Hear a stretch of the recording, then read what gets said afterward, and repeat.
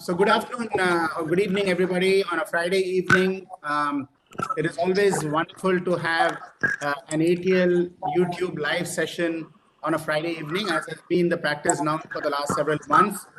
And I do want to welcome all of you. I think there is some disturbance on the line. Is there probably some mute? You have to go on mute, I guess. Can you hear me? Yeah. Yeah, okay. So once again, good afternoon to everybody, or good evening. Like I said, it's always a pleasure to reconnect on a Friday evening, as we have been doing over the last several sessions, the ATL YouTube live sessions that we have been having. And there have been a number of things that have been happening in the ATL Innovation Mission world, as most of you would be aware.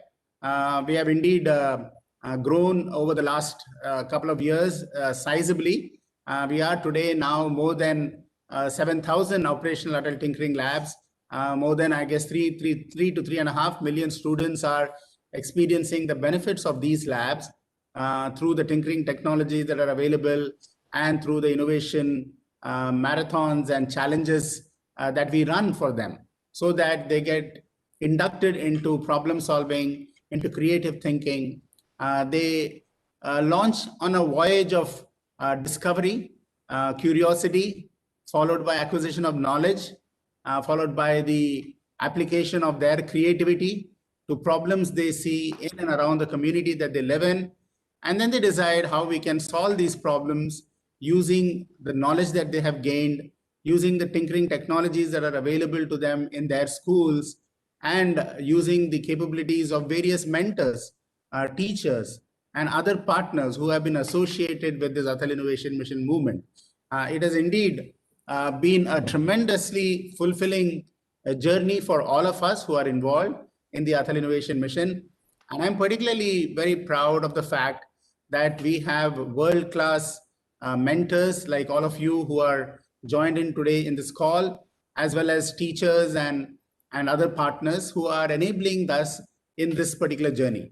Because without your help, without your support, without your commitment, and this is all voluntary.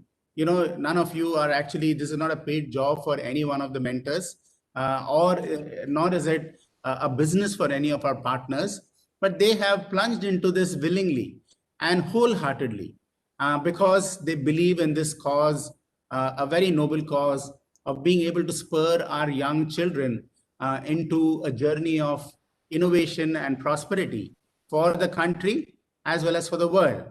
So there have been, like I said, today we have more than 7,000 operational tinkering labs across the country, spread over more than 680 districts. And we also have close to 3 to 3.5 million students who are having access to these labs. It is important that the teachers, the principals, the ATLs in charge, as well as all the mentors ensure that the children get the opportunity to leverage these labs, learn from them, acquire that problem-solving mindset, which is going to greatly benefit them in their own life. We need to become problem solvers, not just job seekers. And I think India is at that cusp of it's actually it's a watershed moment for India at this point in time, with the convergence of a very fast-growing economy, the demographic dividend that we enjoy, as well as affordable, accessible technology being available right in your own lab in the school. And none of us who grew up in schools or even in universities experience all of this. And it is indeed a delight. And we have come a long way as a country and as people to be able to make this happen in schools, remote schools across the country, and to enable them and induct them into the latest technologies that are shaping the world of tomorrow and the solutions of tomorrow. So I want to thank every one of you who are present here today, who are attending this call. And I do want to share a few things with you before we launch into this panel discussion with some of our mentors who have been doing an incredible job. In fact, all of you have been doing an incredible job. I've been following all the posts on the Mentors of Change groups and the tremendous commitment that you have, the value-adding exchanges that you have on these groups reflects your interest and your deep resolve to make a difference. And I think that is what is going to make a difference. Your resolve to make a difference to the youngsters of the community in our schools and in universities and in colleges is going to make the huge difference and create that Atmanirbhar Bharat that the Honorable Prime Minister talks about. And all of these is really possible in our country.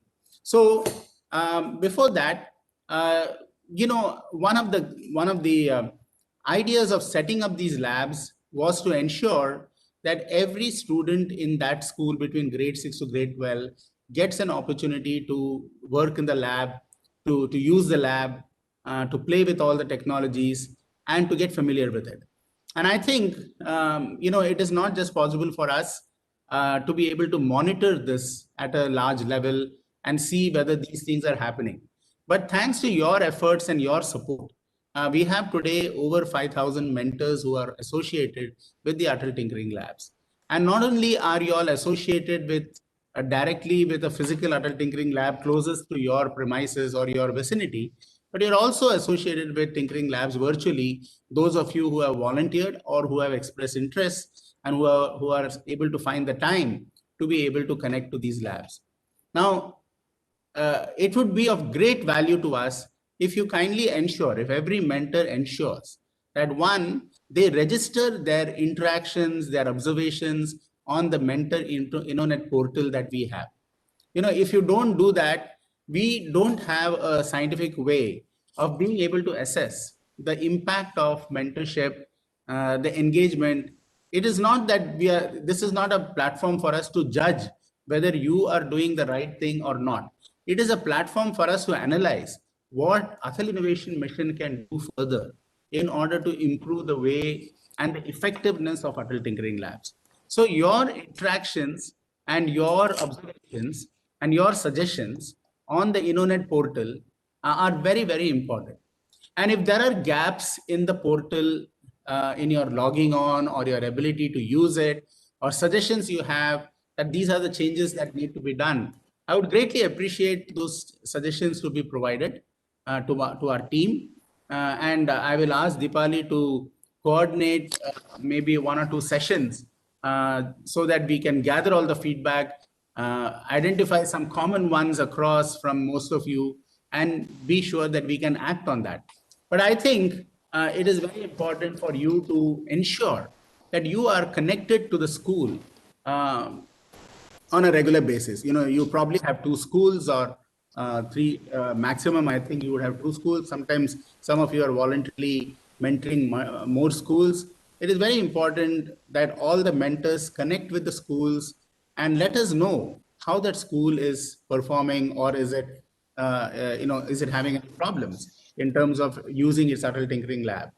One of the things that we are also very keen is that the ATL dashboard is used and by the school, and all the data gets reflected in that ATL dashboard of what is happening in the school, because that is one place where we get to know the school's activities, the school's progress. It's like a balanced scorecard. You capture activities which are happening, the results will automatically happen. If you don't do the necessary activities, then you're not going to find the results. So you have the what they call as the lead parameters and the lag parameters. The lead parameters are the activities that are supposed to happen in an Atal Tinkering Lab, and that is captured in the ATL dashboard. And I hope most of you mentors are already familiar with the ATL dashboard, so that you can, or the teachers, if they are having a problem in using the dashboard, it may be useful for you as a mentor to help them, assist them in being able to get familiar with it. But at the same time, it is also important to capture what is happening there, because that, when we are collecting data across 6,000, 7,000 schools or 10,000 schools, the next 1,000 schools are ready to be operationalized. And it is just a question of completing a due diligence process, and these 3,000 schools will be operationalized. Now, that's a large number of schools with a large number of students.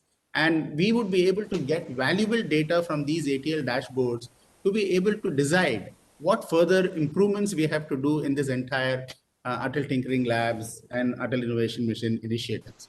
So I would greatly appreciate if you are regular in your connection with the school, and you are able to inspire the teacher, the principal, as well as the students in their interaction. So with that, we have actually all of you here today. We have Dr. Isha Sharma from Jammu and Kashmir in the north. And we are delighted to have you, Dr. Isha Sharma. You are also associated with the University of Jammu, ICC HRM. Thank you so much for joining Thank you, today. sir. Thank you, sir. Thank you so much. Thank you. We have more than 162 schools selected in Jammu and Kashmir, but we only have, I think, 79 operational. So we need your help to connect with appropriate people there to make sure that the remaining schools in Jammu and Kashmir get operationalized.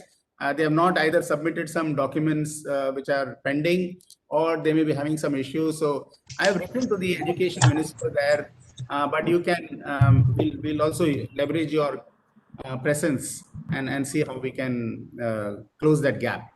We also Definitely. have, yeah, great. We also have Dr. Sheshadri S. Sheshadri, the coordinator of Technology Business Incubator at Satyabama Institute of Science and Technology in Sholinganallur, Chennai. Dr. Sheshadri, thank you so much for participating in today's session, and thank you for being a mentor of change. Your services are greatly valued. Sholinganallur, of course, is the place where TCS set up its first large center in Chennai, and I remember the operation of that facility, beautiful facility in Chennai. But today, if you go to Sholinganallur, I don't think you'll be able to recognize that place.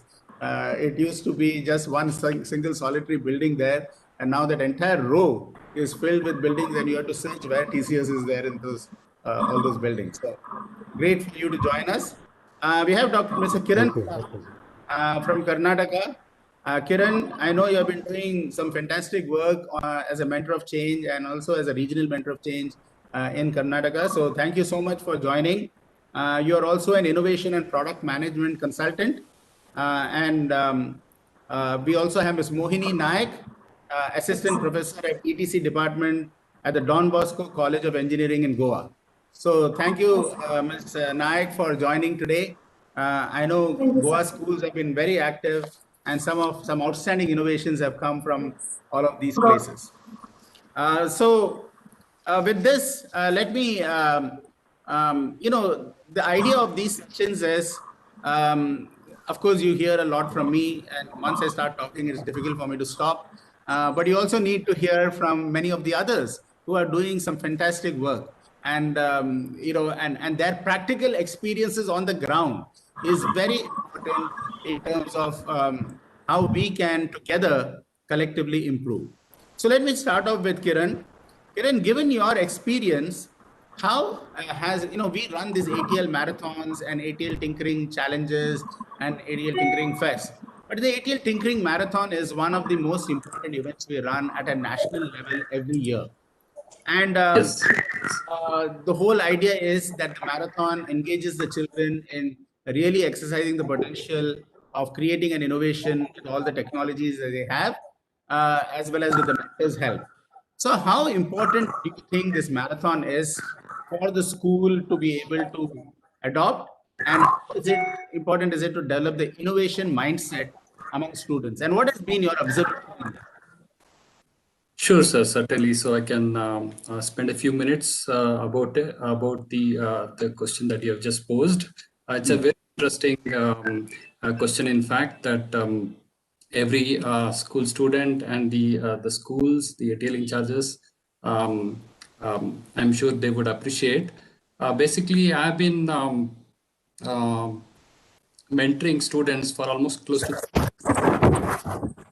at an ATL Tinkering Lab in Bangalore, and I've been closely working with a lot of students as well. And especially in the last ATL Marathon and the one that is currently going on, I've seen and interacted with many students who have taken a lead in participating in the ATL Marathon and asking a lot of questions, trying to come out with a solution for one of the problem statement that they have picked up. So I see that there is a significant, first of all, a lot of interest, enthusiasm among quite a few students.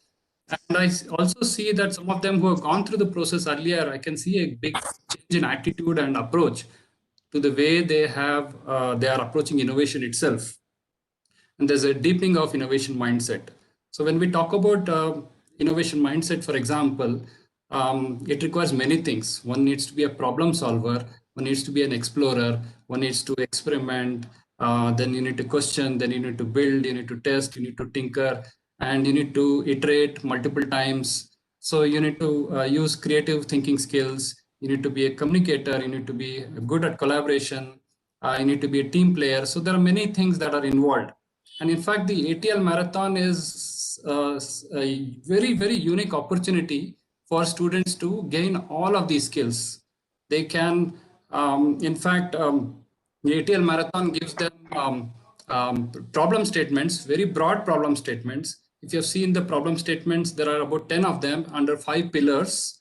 And they are very broad problem statements, and you can think of them as grand challenges. Many of these are big problems or grand challenges that the country is facing today, whether it is unemployment, whether it is about some issues in rural areas, whether it is about the healthcare challenges in the system, in the healthcare system. So there are many of these challenges, and these challenges have been expressed in the form of problem statements. And the students have voted these problem statements earlier. And now these problem statements have been thrown open to the students again to innovate. So that is where we stand today. And a lot of students. How do you encourage, Dr. Kiran, how do you encourage your school students to participate in this? You know, that is very important. Yes. What are the mechanisms you use to encourage this participation? Do you interact with the principal, the teacher? You know, what all do you do to, because I have seen that your schools are always participating enthusiastically. So something that we can learn from that. Yeah, certainly, sir. Certainly. So basically, I would like to answer this in two parts. One is, even before the marathon started, I had been engaging with these students. So you need to prepare the students for the marathon. That means you need to give them the right skill sets, first of all, and the right attitude and the mindset and everything, so that they are ready to face the marathon when it is thrown open. So that was a journey that has been going on for a long time. Now, when the ATL Marathon itself was thrown open, I've been having regular sessions with the students, not only in our school where I mentor, but also with many other schools. Just yesterday, I had an orientation session wherein I exposed the students to a couple of things. One is you need to know the process, because time is short now. We have just about 3 weeks to go before the deadline approaches, and you students need to be really focused. So because these problem statements are really broad, and they need to narrow it down, and finally they need to come up with an idea and innovate, and then probably even build a prototype and submit it. So within these 3 weeks. Some of them, yes, they have already had a start much earlier, so they're doing well. But somebody who is yet to start or just starting off, they need to be really focused. So the key challenge in the ATL Marathon is you need to pick up the problem statement, and either you already have an idea which maps to one of those problem statements. That is one way to approach it. That's what I have been telling them. There's two-way processes. One is the top-down approach, another is the bottom-up approach. The top-down approach is one in which you pick up one of those problem statements. You need to do a research, in-depth research, understand the problem domain in detail. You need to probably go to Google, or maybe if you can even meet people, talk to them and understand what problems or what challenges they have in that particular area. And then you do a detailed study and research, and maybe you can even put yourself in their shoes, or you can observe people in action, or do some secondary research in terms of going and finding things on the Google, or maybe you can talk to mentors and who can help you get some research reports. You can get to know how big is the problem. So this is one way of approaching it. The bottom-up approach I'm proposing to the students is you already have an idea, then expand on it, and then research on it, and then use design thinking. For both the top-down and bottom-up approaches, I'm suggesting go with the design thinking approach, so that you can empathize with the user's needs once you're a little bit clear about the problem domain. And once you can empathize, you have to come out with a clear point of view. And once you have a clear point of view, what you want to solve, then you can ideate and build a prototype, and then you can submit it. So I think two very important things I learned from here is both a top-down approach and a bottoms-up approach, Yes. which need to be followed. Yes. Also, working with the teams to ensure that you're doing the necessary research. The idea is there. You select a particular idea, but then in order to solve and come up with a creative idea for the innovation, that minimum amount of research is required, and Yes. the team should organize themselves to do the research and to be able to execute that, right? Yes. Execute on Yes. that, Yes. and in a very quick period of time, be able Yes. to execute it. Dipali, I think you'll have to go on mute because maybe there is some sound coming from the office side. Okay. So let me go to, I think you brought two very important points, and I would like to now go to Dr. Isha Sharma. Jammu and Kashmir is reflective of many other places in India, which are in the remote parts of the country. It's not like Bangalore or Delhi or Chennai, where there is a lot of hustle and activity among schools and so on. So how do you, approach this problem, or what are some of the unique things that you see that will need in places like Jammu and Kashmir or in Sikkim or in Northeast or in Rajasthan, in Jodhpur? We have schools all over. What do you do to specially encourage the young students? And also, there have been challenges because of weather and climate and so on. And of course, COVID-19 was a big challenge for all of us. So how have you been managing this whole activity of mentoring students during these times, difficult times, and how do you encourage them in this adult tinkering marathon? And by the way, we have always had some excellent entries from Jammu and Kashmir for some of the marathon challenges that have been launched. Thank you, sir. Thank you for tabling such an issue to this panel, and a very good evening to all the panelists. So, I think when we talk of Jammu and Kashmir as an innovation context, although there have been a lot of challenges, there have been lots of limitations, especially when we talk of internet, weather, and the proximity. Because the proximity of Bangalore students to the industrial clusters and to the innovation hubs are more in comparison to Jammu and Kashmir. But sir, what we have tried to do and what I have been trying to do over the past 1.5 years is creating a hub and spoke model.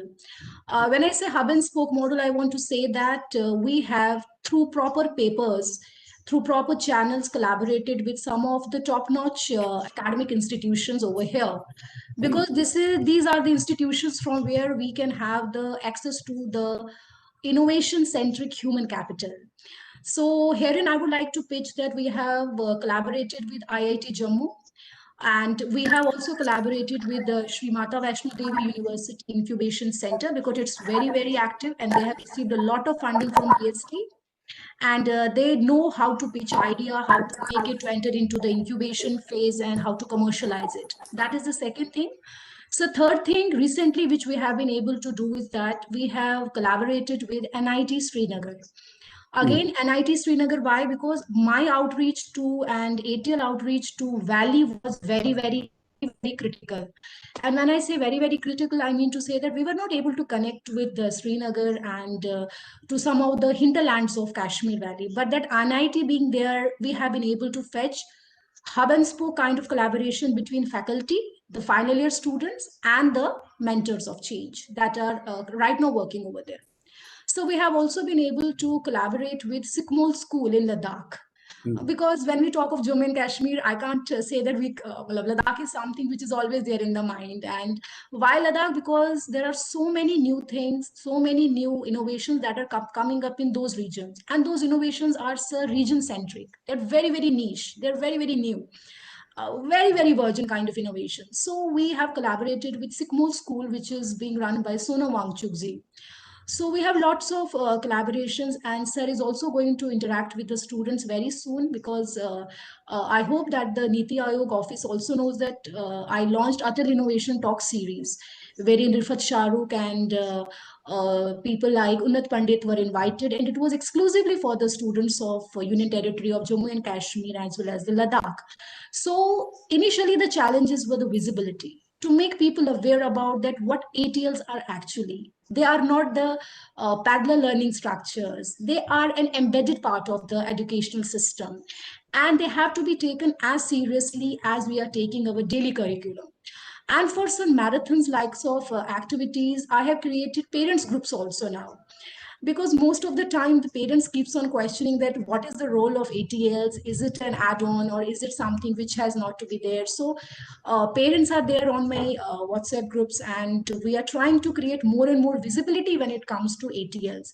And sir, it was very very encouraging that for Atal Innovation Talk series in all the YouTube live sessions which are being done by the AIM, we get more than 700 attendees from Ladakh only. 700 students. It was so encouraging because my proximity to Jammu is very high, but we get more students when it comes to all the activities that we are doing through ATLs from those hinterlands which are inaccessible. So this is how we try to manage, try to create this kind of a system. And so the faculty, the MTech students of IIT Jammu, they have documented it also that their collaborations with the ATL is going to be an IIT ATL outreach activity. So they also keeps on promoting, because whenever there was a solar ambassador program, that Gandhi Solar Yatra, and each and everything was being borne by, whether it is finances or it is technical know-how, it was all everything was being borne by the IIT Jammu. So right now for Jammu and for Kashmir, it is NIT and IIT that we are looking, and we are aggressively collaborating because we are at dearth of human resources, human capital here. And sir, even for the purchase of all the material, all the software and hardware for the ATLs, we did prior research in collaboration with these IITs, because many a times ATL teachers, they are having non-tech background and they are not able to understand that on GEM portal what to purchase and what not to purchase, which is a very critical thing. And likewise the students, they should not think that ATL is a toy laboratory. It is something wherein they have to actually ideate. So these IIT team visited to most of the ATL labs in the Jammu. They saw the student profiling was done, that most of the students were interested into these activities, and after that the purchases were being made. And such like activities are being continuously done. We are also into the process of creating RMOC, RTOC groups in Jammu and Kashmir, so that the teachers, which are so close to the students and they are with the students for a longer period of a time, so they can just transfer the mandate of AIM to the students, to their respective places, so that they can aggressively participate in marathons and hackathons. So this is Excellent. something that we are doing. Excellent, Dr. Isha. I mean, I'm amazed at the range of activities that you as a mentor and people collectively there in Jammu, Kashmir and Ladakh are doing related to ATLs. I think it has taken on a momentum of its own, and this is what we want. Every region, every center, every district, every state should scale up this momentum. That's when it becomes a movement, and that's when it succeeds. That's the whole purpose. And it is indeed, I think there is something to learn from the way you have ensured that various institutes are being engaged. As a mentor of change, you have to see how you can make your mentoring more effective.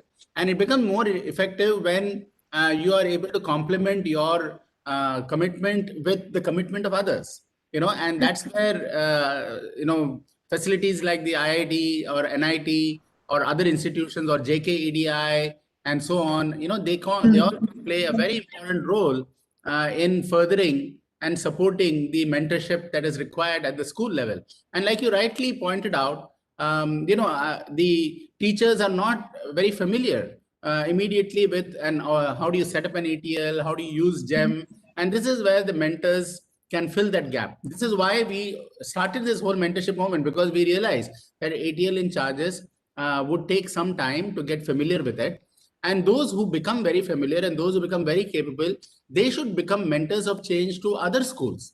This is another thing that I want to encourage.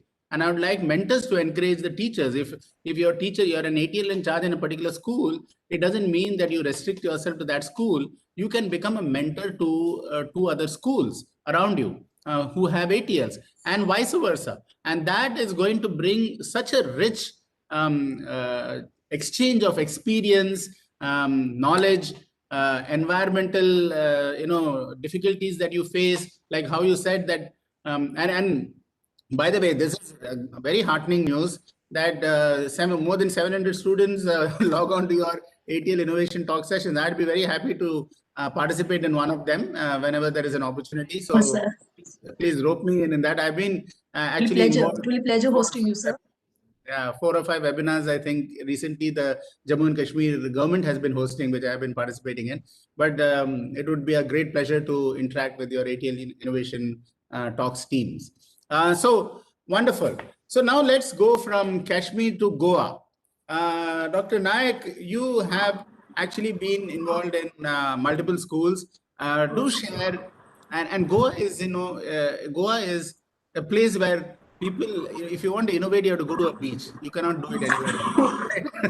and then and what better environment to innovate with the sea in front of you, with the clouds above, and with the white sand, and and then you have the ability to ideate. But of course, our ATL tinkering labs are not in the beaches, but they are in the schools. So how do you ensure that the students are as attracted to ATLs in the schools, in their labs, rather than running to the beaches? Yes, thank you, sir, for having me here as a panelist. Firstly, I would like to just tell you all that the status of Goa right now, when initially I have started in 2018 as a mentor of change, there were hardly around 10 schools which were just had applied. So now we have 25 ATL schools in Goa. It is only due to the publicity that we are doing through ATL and through the mentor of change that the schools are now getting aware about what is this ATL and how we can just take the benefit of this entire this scheme.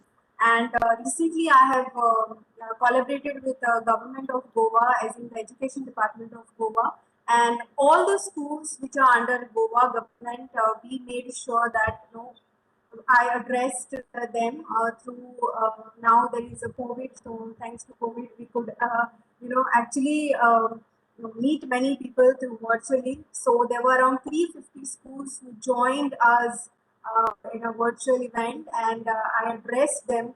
I told them what is ATL and how you can take a benefit of this. We gave a very huge, the example of the current ATLs which are running. Like for example, we have Hegdewar School, which have done excellent job in innovation and filing the patent as well, and also what they have done in the COVID times is they have given a face shield. We are using the 3D printer of our ATL lab, so they have distributed that to the COVID warriors. That is the how we have used ATLs in the Goa schools.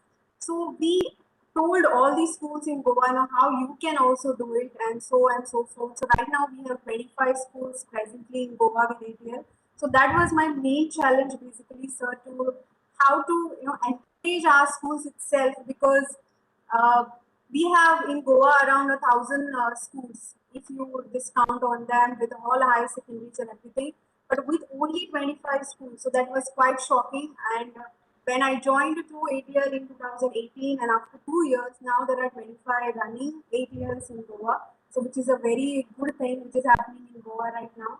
Also with respect to the innovation and other challenges, I am very well connected with my RTOC, the regional teacher, and also all the mentors of Goa.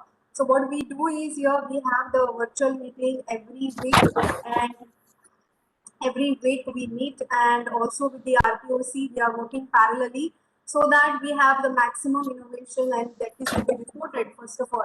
Because also we have noticed, what I have noticed is that mentors, we do a lot for students, we are dedicating our time, but many of us are not reporting on the portal, which is very important, in order to just tell them like what you do. So that is what we have.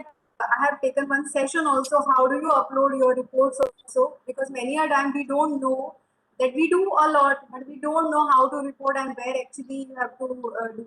And also the mentoring tutorials which are designed by AIMs. So that also we have told many mentors to join, and now they have started reporting it on the portal. So that is also second thing what we are doing in Goa. Already, the innovation is at the peak level in Goa, I would say, the way I'm working with the schools currently for 3 schools right now. Also, the third point here, I would like to make a mention that I'm working with the non-ATL schools as well. So that were I have been a very challenging for me because non-ATL schools are the ones where in the village, in the remote areas where the students want to work but they don't have the equipments with them or they don't have the mentors with them. So what we have done, we have collaborated ATL and non-ATL schools. So if there is a nearby ATL school, the non-ATL school children can go there with the permission of the ATL in charge and the principal as well. So we are developing the ecosystem in such a way that the ATL schools are also getting benefited from this collaboration. So that is Excellent. what we have done. Yeah. Excellent. I think this is very important. You brought a very important point. We want every mentor of change to ensure that the school with which he or she is associated with is participating in the tinkering marathon, because that is, unless they start participating in it, it doesn't matter to us whether they are going to win it or not. I think the very act of participation is a win for the student. It is a win for the school, because they start off on that innovation journey. And so I would request all the mentors of change who are logged onto this call, and of course those who have not even logged on, I'll send a message that please ensure that your ATLs do participate in the marathon. And from my point of view, in a school, we should have at least 10 to 15 innovations being submitted, because we have 400 to 500 students. So 10 to 15 innovation submissions per school is at a minimum to be expected, and then they can run a marathon day, identify the best innovation and give it to the ATL Innovation Mission. That's the whole purpose of the marathon. The marathon day at the school should be done where all the innovations submitted by the young students are displayed. The parents should be invited, the teachers should be invited, so they know how bright their young students are. And it's a great opportunity for the students also to feel encouraged that my innovation is on display, no matter what that innovation is. And then they have launched on the journey.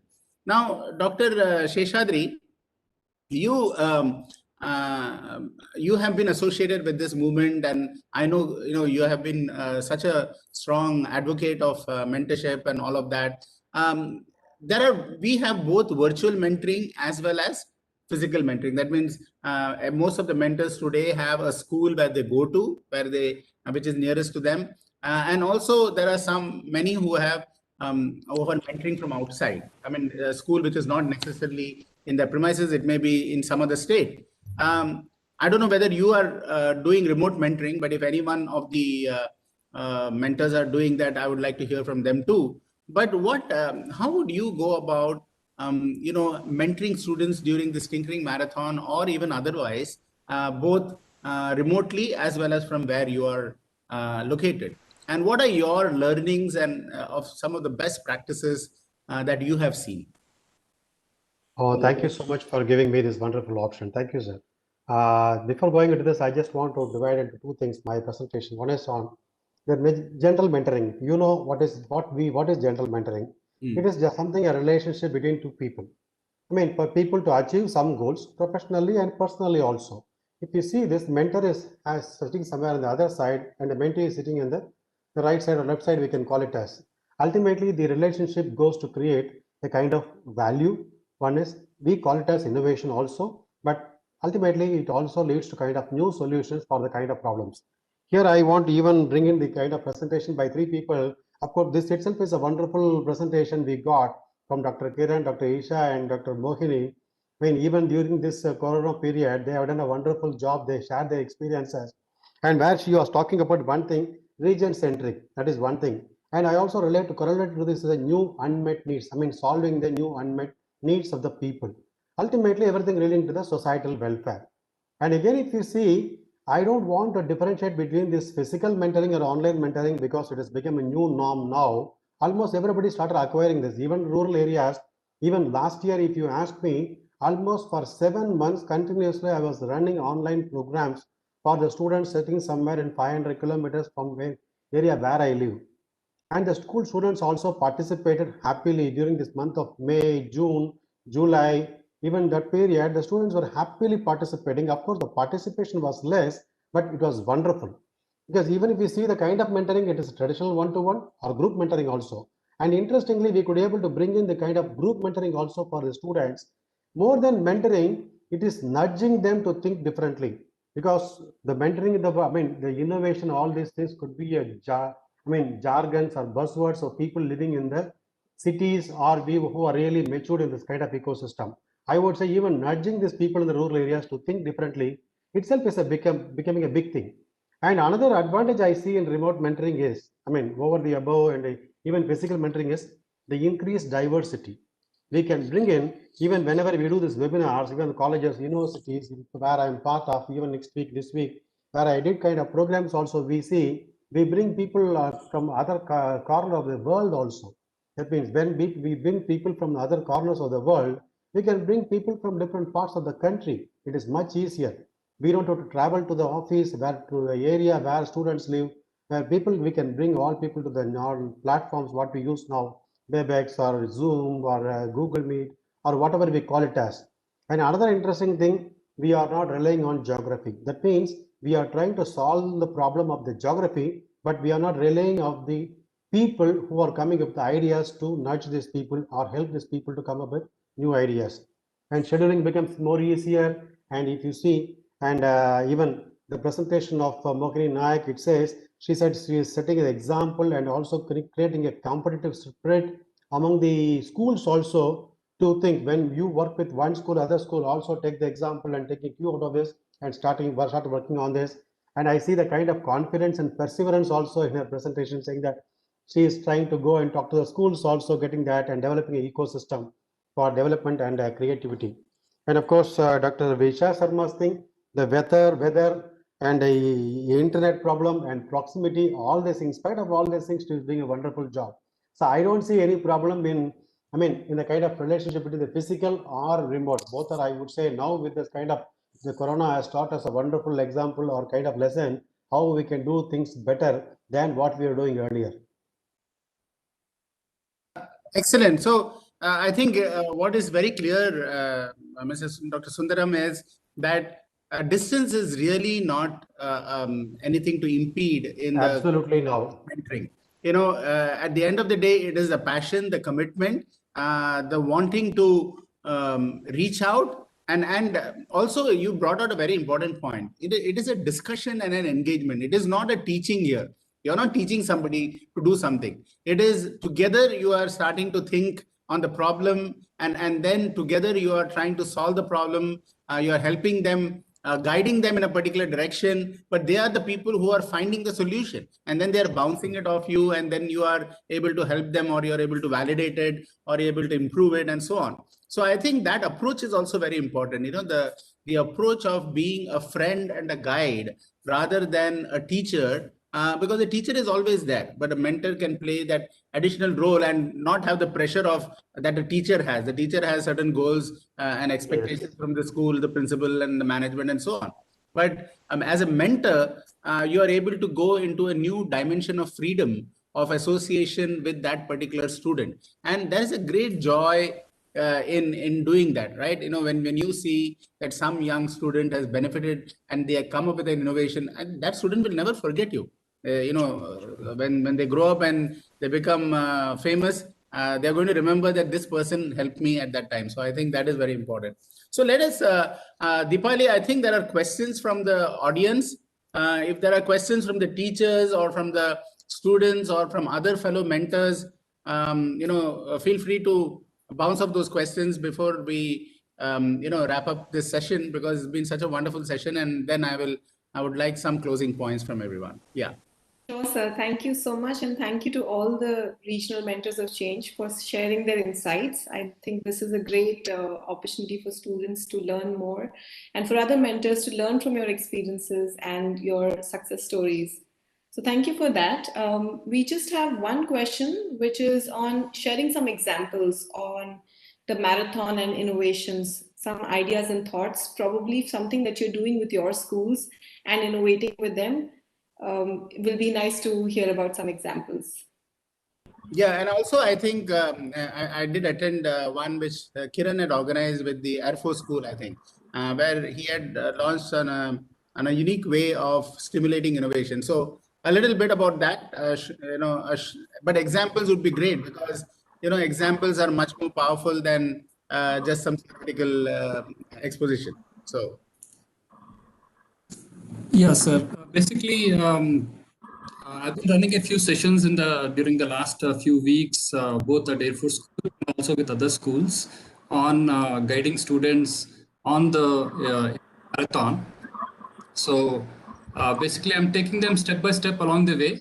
The first session I had was more about the orientation to get them to orient to the ATL Marathon. But then as a next step, I'm taking them on a deeper dive into the problem statements so that they understand the value of research and how to tackle a broad problem statement and how to narrow it down to an area where they can actually come up with an innovation. So the more questions they can ask, and they will be able to narrow down the focus and come up with an innovation. The third thing that I'm doing with the students is to come up with a very practical, concrete example of how to start from scratch and maybe with an idea or exploring the problem statement, doing a research and coming out with an innovation using design thinking principles and approach, and finally building a prototype and submitting it. So I'm taking them through the entire journey of how to do it because time is very short and students need to remain focused and they need to submit an entry before this 28th of February. So this is the approach I'm taking. And beyond this, what I've also done is I've created something called as a digital skilling portal, a web portal in which I have, because now most of the ATLs are closed and they're not, students don't have access to them. The only way approach for them is to build online prototypes using some digital tools, online tools and things like that. So I've made open a lot of digital tools with step-by-step instructions on how to use them and how to acquire the skills, and they can actually build prototypes using them. So I've made this digital skilling portal accessible to a lot of students now, which was also part of my earlier Solopreneurship Challenge program. But now I've taken a portion of it and I've made it accessible to students who are interested in attempting the marathon. Apart from this, I also have something called as a innovation portal, which I've implemented in my school, and I've also a version which is public, in which I have all the e-learning materials, resources that are required for any innovator, whether it is for the ATL Marathon or even beyond, to actually go to the innovation portal and find all the resource materials that are required for innovation, from submitting an idea in an idea bank to engaging with mentors, having online discussions, submitting a project, even showcasing their project, learning things online, using online tools. Everything is available on this portal. So in fact, I've taken one step further and I've come up with something called as the innovation process automation itself, in which, because students get stuck at every step of the way, they submit an idea, they don't know what to do next, and once they probably they use design thinking, but they don't know how to build a prototype, and then once they build a prototype, they don't know how to take it forward. So I've come up with a series of online system or a process and a set of tools using which a student can go step by step along the journey of innovation from an idea stage all the way till commercialization stage. So this is something that can also be used as part of the ATL Marathon or even outside of this. So very good, Kiran. I think these are all very, very useful things. And please feel free to share some of these process automation that you have done so that everybody can benefit from it. You can send it to Dipali and then she can ensure that others also benefit from the. Yeah, certainly, sir. Certainly. I just wanted to mention one more point. I've also recently, with the help of students, I've guided a few students to come up with something called as an ATL store. Basically, what I felt is students are innovating, creating something, but it's all lying all over the place. But if they can put an online portal where they can start putting all their creations, other students can actually reuse it, leverage it, and build things on top of it. So this way, the innovation can accelerate, and students, instead of reinventing the wheel, they can build on top of each other, so that it becomes a lot more easier, faster for the innovation to take place, and more sophisticated innovations can come up sooner than later. And great. It is the crowdsourcing of innovation.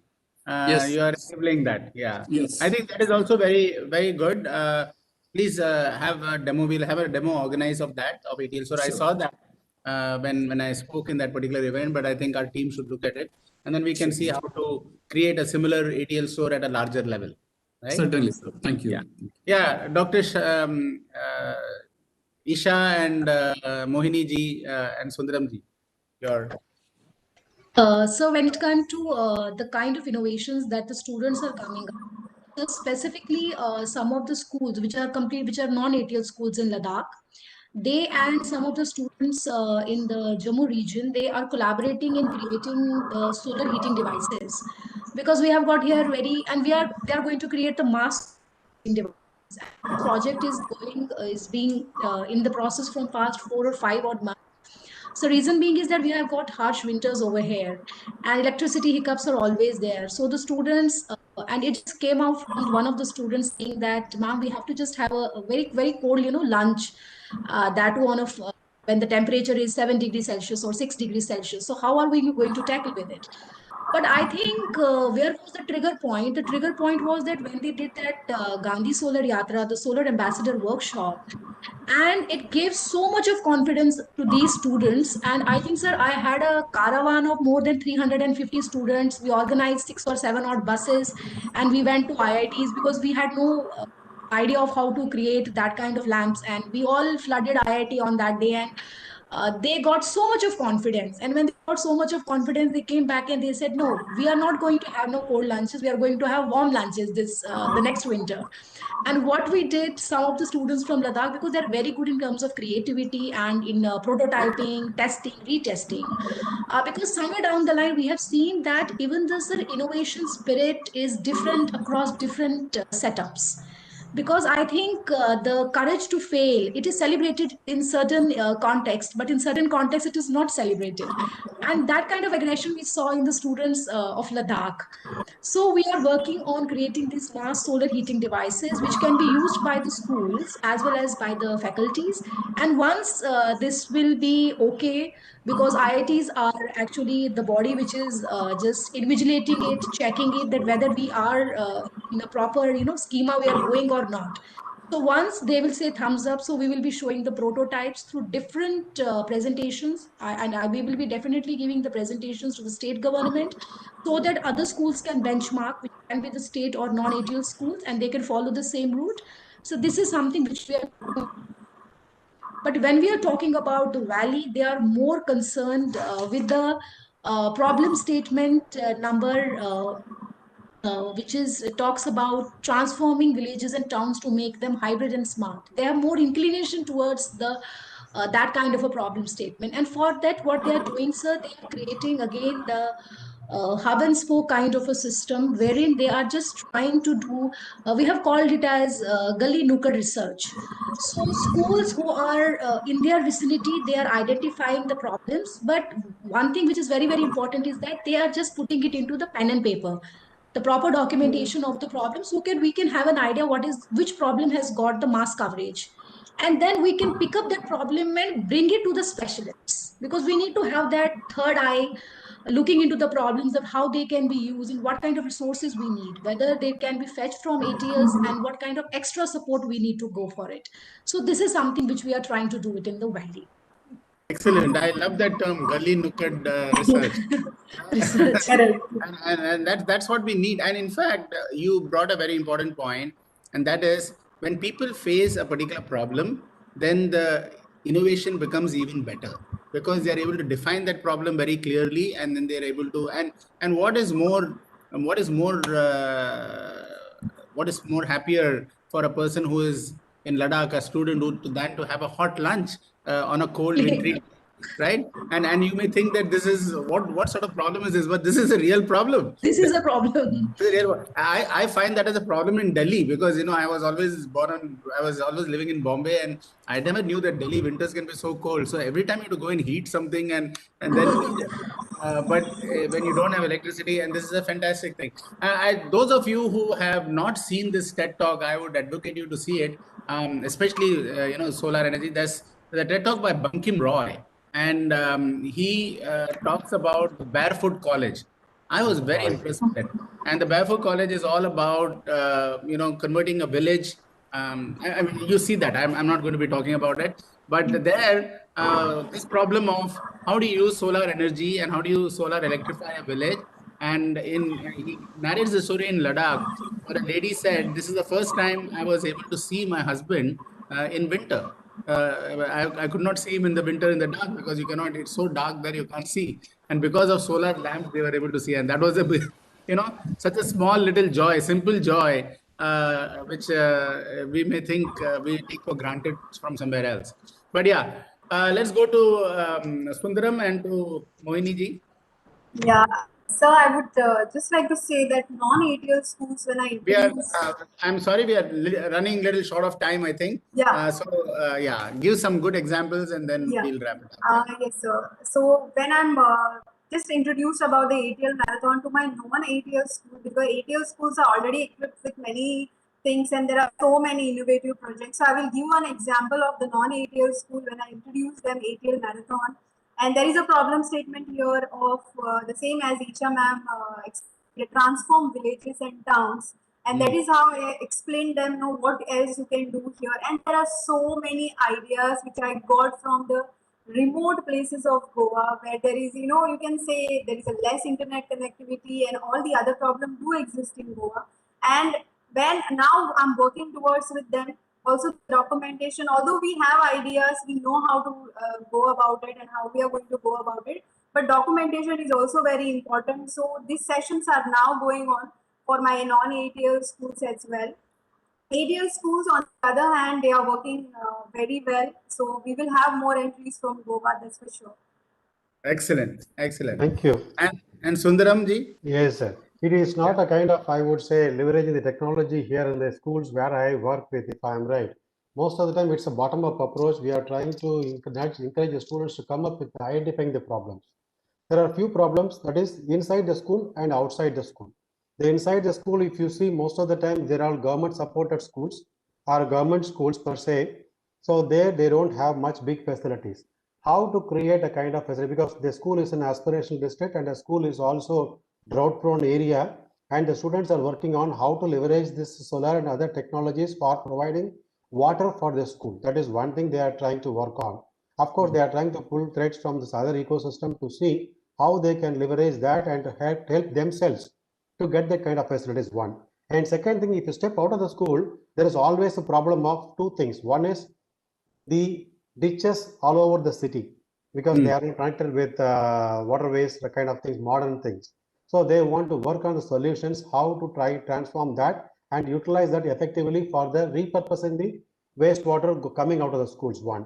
And second thing, how to create the ecosystem green. That's another important requirement. These are the three areas they are trying to work on. Three teams are working on this. Hopefully, it may not be a wonderful technology oriented project. It will be a kind of transformational project that is suiting to the region and to the school ecosystem. That is what they are working on now. Excellent, excellent.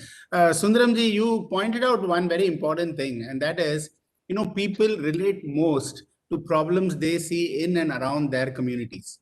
And I think that is where all the examples that you have given, whether it is from Goa, whether it is from Ladakh and Jammu and Kashmir, whether it is from Karnataka or whether it is from Chennai, the common theme is look at the problems that you see on a daily basis and see how you can solve the problems using these technologies, using your innovation.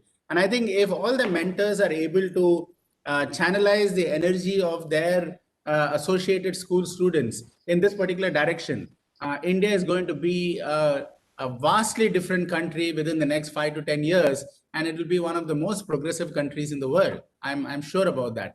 So it has been a wonderful session, great exchange of thoughts, great exchange of ideas, great exchange of experiences from every one of you.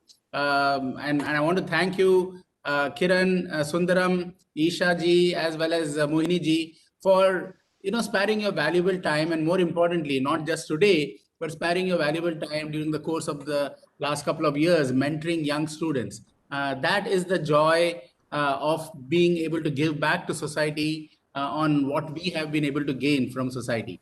And as the great Jamshedji Tata said, an enterprise exists because of the people, the community.